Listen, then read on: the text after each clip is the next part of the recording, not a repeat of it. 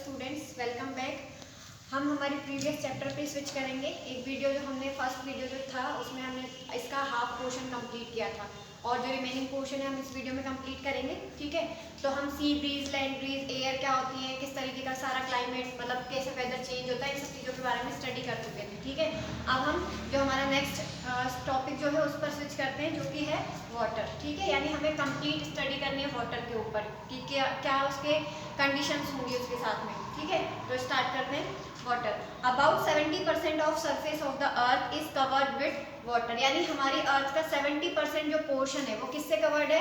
Water से cover है। यानी हम ये कह सकते हैं कि ज्यादा जो पोर्शन हमारी अर्थ का है वो किससे कवर्ड है? वाटर से कवर है। It is found in rivers, lakes, ocean and under the ground. ठीक है, कहाँ पर मिलेगा ये? नदियों में मिल सकता है, लेक्स में मिल सकता है, ओशियन में मिल सकता है और ग्राउंड के अंदर भी मिल सकता है। ठीक है, it is also found in glacier and icebergs. ठीक है, ग्लेशियर और आइसबर्ग्स यहाँ पर भी मिलेगा पानी। ठीक है, it is also present in the atmosphere in the form of water vapour.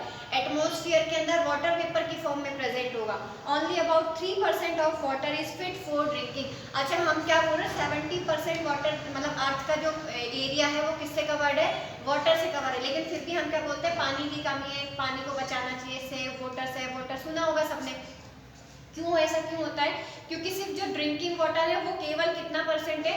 3% available है। ठीक है, बाकी सारा जो पानी है उसको हम पीने के काम में नहीं ले सकते। Water exist in 3 state. अच्छा, वाटर जो है वो तीनों स्टेट में मिलता है। ठीक है, सॉलिड, लिक्विड और गैस, यानी किसी भी मैटर की 3 स्टेट्स होती हैं। ठीक है, सॉलिड हो सकती है, लिक्विड हो सकती है और गैस हो सकती है। अब आप सोचेंगे कि सॉलिड और लिक्विड और गैस ये है क्या? ठीक है, सॉलिड मतलब कोई भी चीज़ अगर आपको हार्ड फॉर्म में मिल रही है, ठीक है, बहुत ज़्यादा हार्ड है, तो आप उसको बोल सकते हो कि वो एक सॉलिड फॉर्म है। ठीक है, लिक्विड मतलब जो पानी की तरह हो सकती है, दूध हो सकता है, ठीक है, मिल्क हो सकता है, वाटर हो सकता है, जो कि बह सकती है इजी गोइंग। ठीक है, उसको लिक्विड में हम कंसीडर करते हैं। गैस तो पता ही है आपको, दिखाई नहीं देती, केवल मतलब आप फील कर सकते हो। ठीक है, तो आगे देखेंगे वाटर की जो तीनों स्टेट की कंडीशन है वो किस तरीके से होगी। सॉलिड स्टेट में वाटर मिलेगा आइस फॉर्म में, लिक्विड स्टेट में वाटर मिलेगा वाटर की फॉर्म में और गैस स्टेट में वाटर मिलेगा किसकी फॉर्म में? वेपर की फॉर्म में। The states of water can be changed into one another by heating और cooling। अच्छा, अब वाटर की जो स्टेट्स हैं उनको हम एक दूसरे में इंटरचेंज कर सकते हैं। कैसे करेंगे इंटरचेंज? अगर आप उसको हीट देंगे यानी आप बॉईल करोगे तो वो कोई और स्टेट गेन कर लेगा। अगर आप उसको टेम्परेचर कम करके यानी कूलिंग स्टेट में लेके जाओगे तो वो कोई और शेप जो है मतलब कोई और स्टेट जो है वो गेन कर लेगा। Let us study about 2 important processes by which one state of water changes into another state। यानी हम कुछ प्रोसेस के बारे में पढ़ लेते हैं जिसकी वजह से क्या होगा?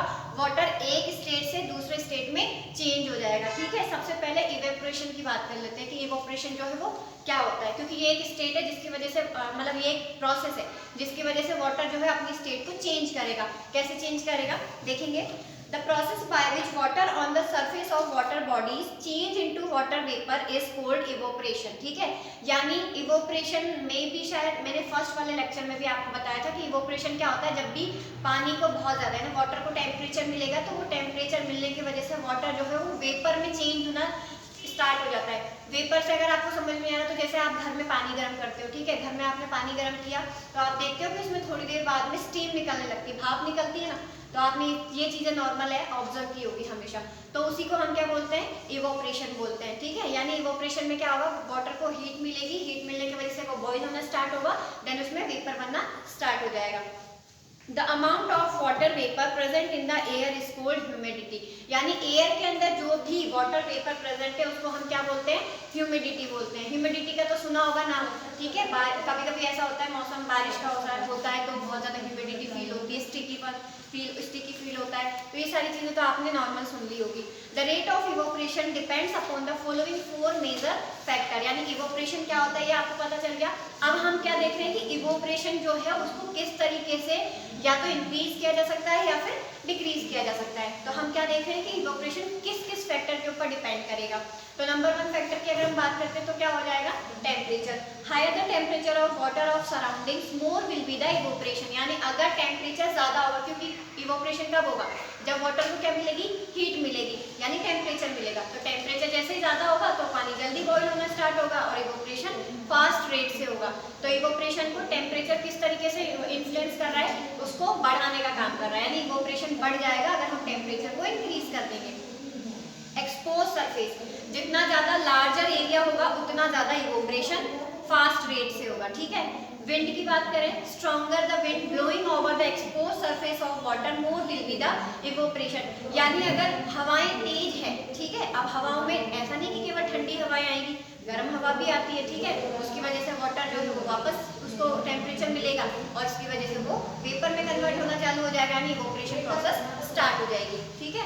ह्यूमिडिटी की बात करें तो lesser the humidity in air more will be the evaporation, यानी ह्यूमिडिटी अगर नेचर में कम है, ठीक है, यानी एयर में ह्यूमिडिटी कम है तो इवोपरेशन कैसा होगा, ज्यादा होगा, ठीक है। तो ये चार फैक्टर है जो आपको याद रखने हैं, टेम्परेचर, एक्सपोज सरफेस, विंड और ह्यूमिडिटी। कंडेंसेशन की बात कर लेते हैं, इवोपरेशन हम पढ़ चुके हैं, उसके फैक्टर हमने पढ़ लिया। नेक्स्ट हम पढ़ लेते हैं क्या, condensation, the process by which water vapour change into water on cooling is called condensation, यानी कंडेंसेशन का प्रोसेस क्या होगा, जैसे हमने क्या किया, कोई भी एक कंटेनर जो है वो गैस के ऊपर चढ़ा दिया, उसके अंदर पानी भर दिया, ठीक है, आपने वाटर डाला, हीट देना चालू किया, गैस चालू कर दिया, वाटर बॉईल होना स्टार्ट हो जाएगा, बॉईल होता रहेगा, अगर आपने उसको किसी प्लेट से नहीं ढका है, ठीक है। अब हम सेकंड एक्सपेरिमेंट कर रहे हैं, फर्स्ट वाला तो इवोपरेशन हमने देख लिया कि अगर हम उसे किसी प्लेट से ढक नहीं रहे तो क्या हो रहा है, स्टीम बन रही है, यानी वेपर बन रही है, ठीक है, और वो बाहर निकल रही है। अब हम सेकंड एक्सपेरिमेंट में क्या कर रहे हैं कि उसी कंटेनर को जो भी आपने चढ़ाया हुआ है गैस के ऊपर, उसको आपने प्लेट से ढक दिया, ठीक है, यानी उसका जो ऊपर वाला एरिया है उसको कवर कर दिया। अब आपने कवर किया तो आप क्या देखते हो कि जैसे आप उस प्लेट को हटाओगे वहां पे टाइनी वाटर ड्रॉपलेट्स आपको दिखाई देती है। वो क्यों दिखाई देती है, कंडेंसेशन प्रोसेस की वजह से। क्यों ऐसा क्यों होता है, क्योंकि जब भी आप पानी को गर्म करते हो वेपर बनेगी, यानी हम बोल सकते हैं, अब हम बार बार ये नहीं बोलेंगे कि वेपर बनेगी, जब वाटर को बॉईल करोगे तो इवोपरेशन होगा, इवोपरेशन के बाद वेपर बन गई, वेपर बनने के बाद वेपर को अगर आप कोई ऐसा इन्वायरमेंट प्रोवाइड कर रहे हो जहां से उसको कूल एयर के कांटेक्ट में आ रहा है, अब आपने प्लेट रखी तो प्लेट के बाहर का जो इन्वायरमेंट है वो तो ठंडा है एज कम्पेयर टू कंटेनर के अंदर के, यानी पानी गर्म हो रहा है वहां पे, तो अब जैसे ही वो वेपर जो है वो प्लेट सरफेस जो है, प्लेट जो आप जिससे आपने उसको ढका है उसकी सरफेस के कांटेक्ट में आएगी, तो वो डायरेक्टली मतलब इनडायरेक्टली वो किसके कांटेक्ट में आ रही है, कूल एयर के कांटेक्ट में आ रही है, तो वो वापस किस में कन्वर्ट हो जाती है, टाइनी वाटर ड्रॉपलेट्स में कन्वर्ट हो जाती है। तो यहाँ तक का कॉन्सेप्ट समझ में आ गया, ठीक है। आगे देखेंगे, when you put some ice cubes in an empty glass or a glass filled with water, after some time you find tiny water droplets on the outer surface of the glass. This happens because of condensation. When the water vapor in the air comes in contact with the outer side of the cold glass, it cools down on the outer surface and change into its liquid form and form tiny droplets. आपने क्या देखा है कि जब भी आप एक और एक्सपेरिमेंट कर सकते हैं, ग्लास में आपने आइस डाली, आइस डालने के बाद आप क्या देखते हो कि ग्लास के चारों तरफ वाटर की ड्रॉपलेट्स इकट्ठी होना स्टार्ट हो जाती है, ठीक है, वो सब भी किस वजह से हो रहा है, कंडेंसेशन प्रोसेस की वजह से हो रहा है। सेम आप एग्जांपल ले सकते हैं, ठीक है। In winter you may have seen tiny droplets of water present on the grass and leaves, ठीक है, विंटर्स में अभी विंटर सीजन चल रहा है तो आप देख सकते हैं, जैसे आप सुबह अगर मॉर्निंग वॉक पे जाओगे कभी तो आप क्या देखोगे कि जो ट्रीज की लीव्स हैं उनके ऊपर छोटी छोटी वाटर ड्रॉपलेट्स आपको दिखाई देती है, वो क्यों दिखाई देती है, कंडेंसेशन की वजह से दिखाई देती है। They are form due to the condensation of water vapour present in the air, यानी एयर के अंदर जो वाटर वेपर प्रेजेंट है उसी की कंडेंसेशन प्रोसेस की वजह से हमें ऐसा सिनेरियो देखने को मिलता है, ठीक है। अब हम बात कर लेते हैं सबसे पहले किसकी, वाटर साइकिल की बात करते हैं कि वाटर साइकिल जो है वो होता क्या है, क्योंकि हमने स्टेट तो पढ़ ही लिया कि किस तरीके से वाटर को एक स्टेट से दूसरे स्टेट में हम चेंज कर सकते हैं। कोल्डर रीजन्स वाटर साइकिल के बारे में हम देख लेते हैं कि वाटर साइकिल जो है उसमें क्या है, water from ponds, rivers, lakes and sea evaporate and change into water vapor. In the sky it condenses to form small drops of water. These small drops join together to form clouds. When these clouds pass through colder region, they get colded faster. तो अब क्या बोल रहे हैं हम, same जो condition हमने अभी तक क्रिएट की थी हम उसी को देख लेते हैं एक बार कि हमने किस तरीके से पानी वाला एग्जाम्पल, वाटर वाला एग्जाम्पल लिया था ना कि घर पे हमने वाटर को बॉईल किया था, फिर उसके बाद में हमने देखा था कि क्या क्या कंडीशंस हुई है। तो मैं एक बार आपको इवोपरेशन, कंडेंसेशन और प्रेसिपिटेशन तीनों टर्म्स जो है वो एक्सप्लेन कर देती हूँ विद डायग्राम, ताकि आपको समझने में आसानी होगी कि किस तरीके से क्या क्या प्रोसीजर चल रहा है। क्योंकि इवोपरेशन आप जान चुके हो, इवोपरेशन क्या होता है, कंडेंसेशन भी आपको पता लग चुका है, उसके बाद में सिर्फ एक प्रोसेस बची हुई है क्या, प्रेसिपिटेशन। तो हम क्या बात करते हैं कि हम डायग्राम से एक बार देख लेते हैं, जैसे हमने यहाँ पे कोई भी एक सी बना दिया, ठीक है, यानी वाटर बॉडी बना दी, इसमें वाटर फिल है। अब जैसे ही सन की हीट मिलेगी तो ये वाटर क्या होगा, बॉईल होना स्टार्ट हो जाएगा, यानी क्या मिल रहा है इसको, टेम्परेचर मिल रहा है। टेम्परेचर की वजह से क्या होगी, वेपर बनना चालू हो जाएगी। अब वेपर बनने के बाद ये वेपर जो बनी है वो प्रोसेस कौन सी हो गई, अब आप लोग बोलेंगे वो प्रोसेस कौन सी हुई है, वेपर बनने वाली प्रोसेस हो गई है इवोपरेशन, ठीक है। अब इवोपरेशन का काम यहाँ खत्म। अब उसके बाद सेकंड जो प्रोसेस है वो स्टार्ट होगी। कैसे स्टार्ट होगी, इवोपरेशन जो है राइज अप होगी, ऊपर उठना चालू होगी। ऊपर उठना चालू होगी तो अब क्या कंडीशन क्रिएट हो जाएगी कि यहाँ पर जो है वो कूल एयर, ठीक है, क्योंकि यहाँ पे सन की हीट पड़ रही है तो यहाँ का एटमॉस्फेयर तो ऑब्वियस की बात है कि वार्म होगा, ठीक है, गर्म होगा, और यहाँ का जो एटमॉस्फेयर है वो कूल होगा इसके कंपैरिजन में। तो ये एयर कैसी रहेगी, ठंडी एयर रहेगी, यानी अब वेपर जो है वो किसके कांटेक्ट में आ गई है, कूल एयर के कांटेक्ट में आ गई। अब कूल एयर की जब कांटेक्ट में आएगी तो वेपर किस में कन्वर्ट हो जाएगी, वाटर ड्रॉपलेट्स में कन्वर्ट हो जाएगी, यानी टाइनी ड्रॉपलेट्स बन जाएंगे। अब टाइनी ड्रॉपलेट्स वापस एक साथ इकट्ठा होना चालू होंगे, कहने का मतलब एक साथ एक ग्रुप बना लेंगे। ग्रुप बनाने के बाद में और ज्यादा ग्रुप जैसे जैसे ग्रुप बनेगा तो क्लाउड फॉर्म होना चालू हो जाता है, ठीक है, यानी क्लाउड्स बनना चालू हो जाएंगे। हम क्या बोल रहे हैं कि क्लाउड्स बन चुके हैं। क्लाउड्स बनने के बाद में क्या कंडीशन होगी कि यही क्लाउड जब हैवी हो जाते हैं, यानी इसके अंदर बहुत ज्यादा वाटर ड्रॉपलेट्स इन्वॉल्व हो जाती हैं, इकट्ठी हो जाती हैं, तो उसके बाद में इन क्लाउड्स से क्या होना शुरू हो जाता है, बारिश होना शुरू हो जाता है, और उसको साइंटिफिक टर्म में हम क्या बोलेंगे, यहाँ पे वाटर साइकिल में प्रेसिपिटेशन बोलेंगे। आ गई बात समझ में यहाँ तक की, तो बस इतनी सी स्टोरी है, कुछ नहीं जानना। आपको क्या करना है, सबसे पहला याद रखना है इवोपरेशन, ठीक है, नंबर 1 पे आपको इवोपरेशन प्रोसेस याद रखनी है। ये जो टाइनी ड्रॉपलेट्स बन गई वो किस वजह से बनी है, कंडेंसेशन की वजह से बनी है। एंड लास्ट में क्या कंडीशन हो गई है, लास्ट एंड फाइनल प्रोसेस जो है वो क्या है, प्रेसिपिटेशन, जो कि क्या है, बारिश की फॉर्म, ठीक है। अब बारिश हो गई वापस, ठीक है, वापस से बारिश होने की वजह से ये पानी जो है वापस कहाँ आएगा, उसी सी वाटर में आएगा, ठीक है, यानी उसी जगह पर आ जाएगा, उसी वाटर बॉडी में जहां से वो स्टार्ट हुआ था। तो इसीलिए हम इसको क्या बोलते हैं, वाटर साइकिल बोलते हैं। साइकिल का मीनिंग तो पता है ना सबको, एक कंप्लीट सर्कल जहां पे खत्म होगा उसी को हम क्या बोल देते हैं, साइकिल बोल देते हैं, ठीक है।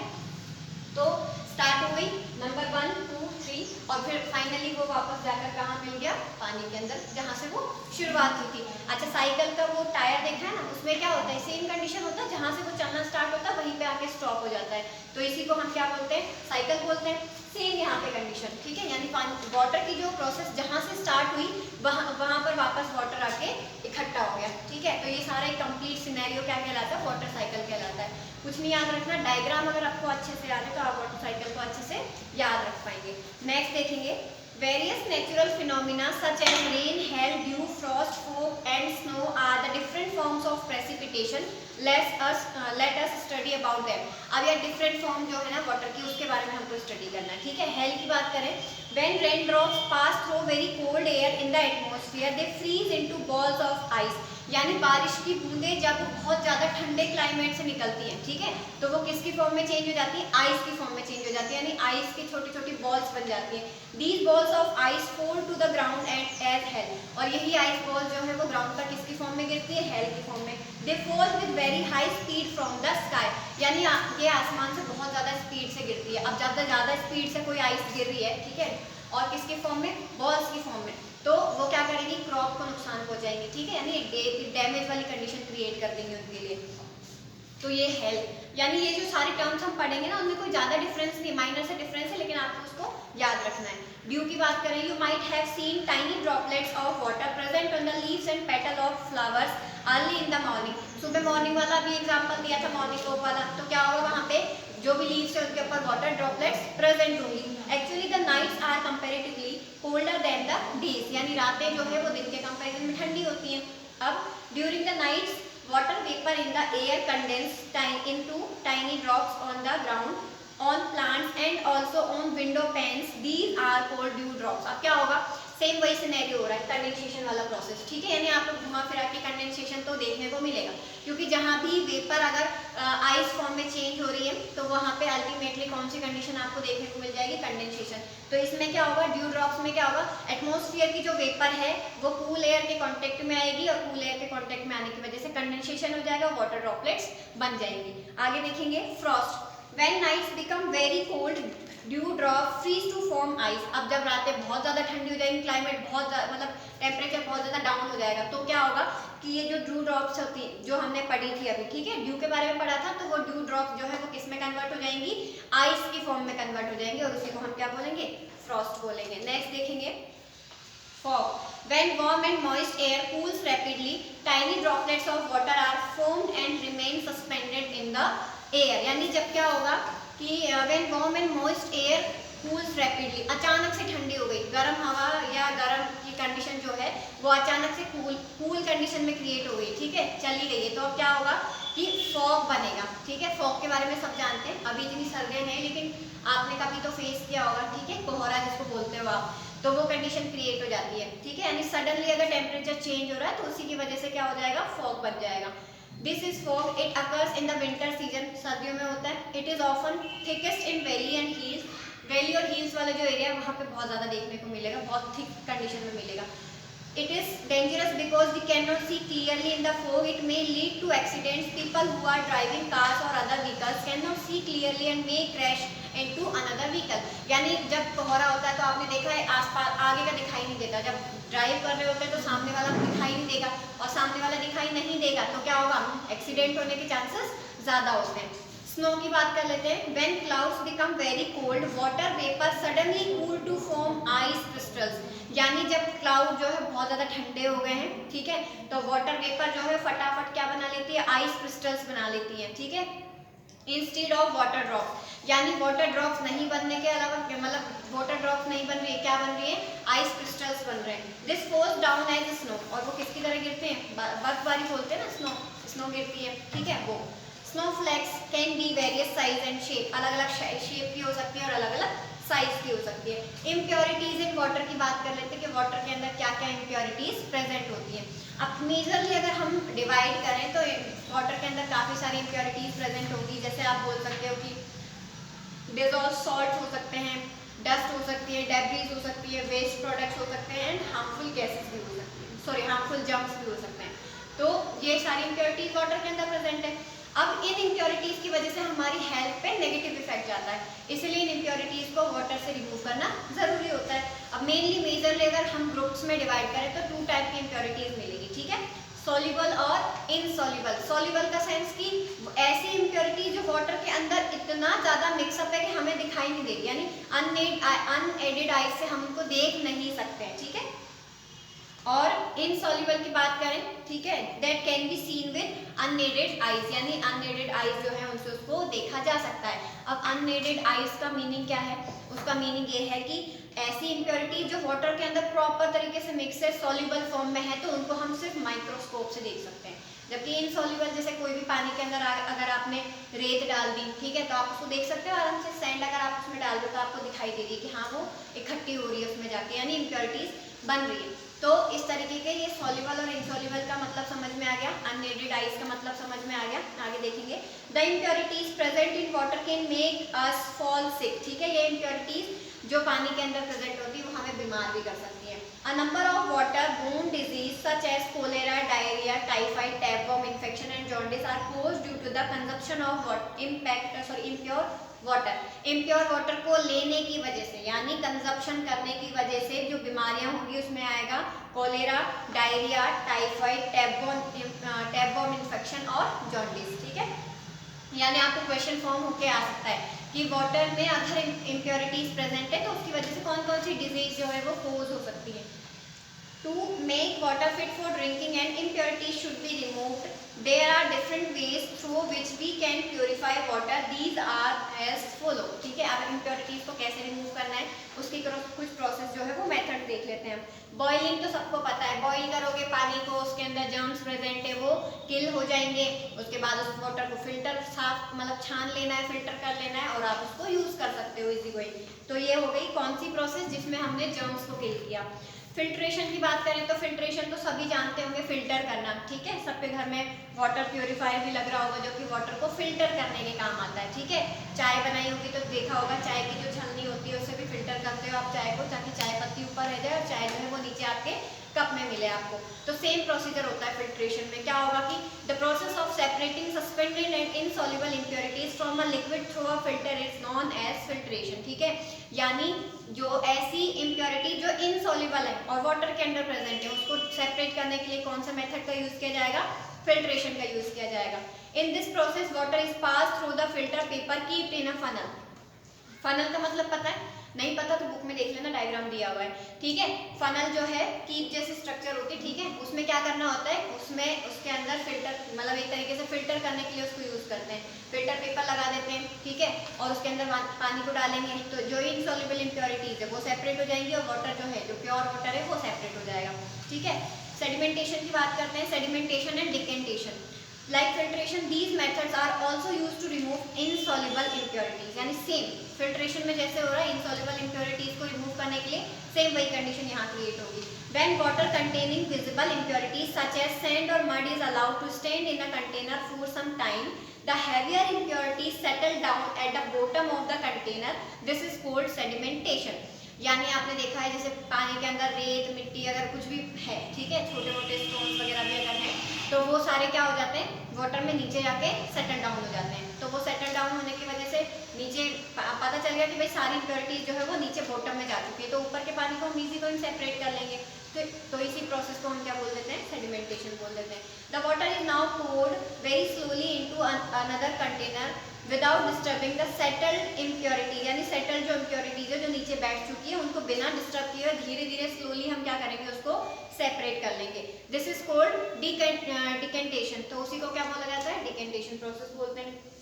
उसके बाद देखेंगे the water you get here is not clean and may seem a little muddy or cloudy as it may still contain very fine suspended impurities। ठीक है, यानी इस मेथड से जो आपको वाटर मिला है वो पूरी तरीके से प्योर नहीं होगा, कुछ इम्प्योरिटीज उसके अंदर मिक्स रहेंगी। क्लोरीनेशन की बात करें, it is an effective method for making water safe for drinking. ठीक है, ये बहुत ज़्यादा इफेक्टिव मेथड है। ठीक है, पानी को पीने के एबल बनाने के लिए बहुत ज़्यादा इफेक्टिव होता है। इसमें क्या किया जाता है, क्लोरीन गैस को या क्लोरीन टैबलेट जो है वो वाटर के अंदर ऐड कर दी जाती है, जिससे वाटर जो है वो पूरी तरीके से क्या हो जाता है, प्योर हो जाता है। और यही प्रोसेस क्या कहलाती है? क्लोरीनेशन। नाम से पता चल रहा है क्लोरीन गैस या क्लोरीन टैबलेट्स यूज की जाएगी और उसी के थ्रू वाटर को प्योर किया जाएगा। अब हम एक हमारा जो टैगलाइन होता है उसके बारे में स्टडी कर लेते हैं, सेव वाटर सेव लाइफ। ठीक है, यानी हम पानी को अगर बचाएंगे तो बहुत सारी लाइफ बचा सकते हैं। कैसे बचा सकते हैं? क्योंकि आपको पता है हमने स्टार्टिंग में पढ़ा था कि वाटर है तो 70% हमारी अर्थ पर, लेकिन ओनली 3% वाटर जो है वो ड्रिंकिंग वाटर है, यानी पानी जो पीने के काम आ सकता है। ठीक है, तो ये लास्ट टॉपिक अपना, इसमें कुछ ज़्यादा इंटरेस्टिंग है नहीं, समझने लायक जैसा, बस आपको पानी कैसे बचाना चाहिए। अगर आप देख रहे हो कहीं कि नल खुला हुआ है तो उसको बंद कर दो, किसी काम में अगर ज़्यादा वाटर यूज़ कर रहे हो तो उसको थोड़ा कम कर लो। ठीक है, ब्रश करते टाइम, शेविंग करते टाइम पे टैप जो है उसको चालू ना रखें। तो ये जनरल डिटेल है, आप आराम से रीड करके भी समझ सकते हैं। तो ये तो सारी चीज़ें पता है कि पानी को कैसे बचाना है। पानी को बचाया तो लाइफ अपने आप बच जाएगी, क्योंकि ज़्यादा से ज़्यादा लोगों को पानी पीने के लिए मिलेगा। ठीक है, तो आपको क्या करना है, इस चैप्टर को रीड करना है और वीडियो को देखना है। क्वेश्चन आंसर आपको PDF में मिल जाएंगे। Thank you.